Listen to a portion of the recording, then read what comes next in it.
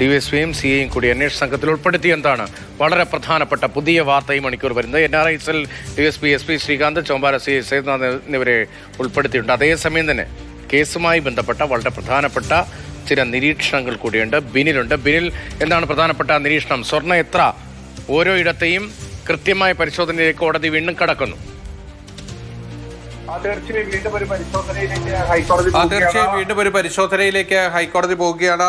ഇന്നത്തെ ഇടക്കാല ഉത്തരവ് പുറത്തു വന്നിരിക്കുന്നു. അതിൽ ഗുരുതരമായ ചില കണ്ടെത്തലുകൾ കോടതിയുടെ ഭാഗത്ത് നിന്ന് വന്നിട്ടുണ്ട്. അതിലേറ്റവും പ്രധാനപ്പെട്ട കാര്യമെന്നത് ശബരിമല ശ്രീകോവിലിലെ പഴയ വാതിലുകൾ, ആ വാതിലുകൾ ഇപ്പോൾ ശബരിമല സന്നിധാനത്തെ സ്ട്രോങ് റൂമിൽ സൂക്ഷിച്ചിരിക്കുകയാണ്. 2019 മാർച്ചിലാണ് പുതിയ വാതിലുകൾ പണിത് ഈ കേസിലെ ഇപ്പോഴത്തെ പ്രതിയായിട്ടുള്ള ഗോവർദ്ധൻ സമർപ്പിക്കുന്നത്. അതിനു മുൻപ് ശബരിമല ശ്രീകോവിലിൽ 98-ൽ സ്വർണം പൊതിഞ്ഞ വാതിൽ ഇപ്പോഴും സ്ട്രോങ് റൂമിലുണ്ട്. ആ വാതിലിന്റെ ശാസ്ത്രീയ പരിശോധന നടത്താനാണ് ഇപ്പോൾ ഹൈക്കോടതി SITക്ക് അനുമതി നൽകിയിരിക്കുന്നത്. എത്രമാത്രം സ്വർണം ഈ വാതിലിൽ പൊതിഞ്ഞിരുന്നു എന്ന് കണ്ടെത്താൻ വേണ്ടിയിട്ടാണ് ഇത്തരത്തിലൊരു പരിശോധനയിലേക്ക് പോകാനുള്ള അനുമതി നൽകിയിരിക്കുന്നത്. ഇപ്പോൾ സന്നിധാനത്ത് അടച്ചിരിക്കുകയാണ്. അതുകൊണ്ട് തന്നെ സ്ട്രോങ് റൂമിലെത്തി ഈ ഡോറുകൾ പരിശോധിക്കാനുള്ള അനുമതിയാണ് ഇപ്പോൾ നൽകിയിരിക്കുന്നത്. അതോടൊപ്പം തന്നെ മറ്റൊരു പ്രധാനപ്പെട്ട കാര്യം, ആ സ്ട്രോങ് റൂമിൽ തന്നെ പ്രഭാമണ്ഡലമടക്കം സൂക്ഷിച്ചിട്ടുണ്ട്. അത് ഉൾപ്പെടെ ഈ ശാസ്ത്രീയ പരിശോധന നടത്താനാണ് ഇപ്പോൾ ഹൈക്കോടതി അനുമതി നൽകിയിരിക്കുന്നത്. അതോടൊപ്പം തന്നെ ഈ SITയിലേക്ക് 2 ഉദ്യോഗസ്ഥരെ കൂടി പുതുതായി ഉൾപ്പെടുത്തിയിരിക്കുന്നു. ഒരു DYSPയെയും ഒരു CAയെയും കൂടിയാണ് ഉൾപ്പെടുത്തിയിരിക്കുന്നത്. അന്വേഷണം എത്രയും വേഗം പൂർത്തീകരിക്കുക എന്നതാണ് ഹൈക്കോടതി ഇപ്പോൾ നിർദ്ദേശിച്ചിരിക്കുന്നത്. അതിനുവേണ്ടിയാണ് കൂടുതൽ ഉദ്യോഗസ്ഥരെ ഈ സംഘത്തിൽ ഉൾപ്പെടുത്തിയിരിക്കുന്നത്.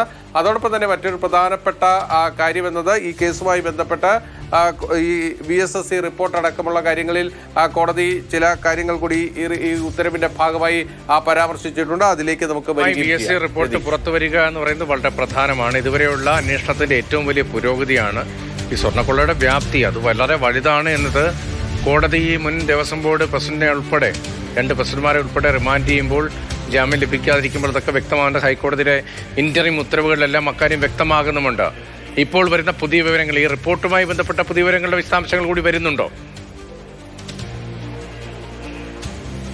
ഈ റിപ്പോർട്ടുമായി ബന്ധപ്പെട്ട ചില വിവരങ്ങൾ കൂടി ഈ ഇടക്കാല റിപ്പോർട്ടിന്റെ ഭാഗമായിട്ടുണ്ട്. ആ ഭാഗത്തേക്ക് നമ്മൾ വരികയാണ്. ഇതിൽ നമ്മൾ ശ്രദ്ധിക്കേണ്ട ഒരു പ്രധാനപ്പെട്ട കാര്യം എന്നത് ഈ റിപ്പോർട്ട് കോടതി വളരെ വിശദമായി പരിശോധിച്ചു. അതിനുശേഷമാണ് ഈ ഇടക്കാല ഉത്തരവ് കോടതി ഇറക്കുകയും ചെയ്തിരിക്കുന്നത്.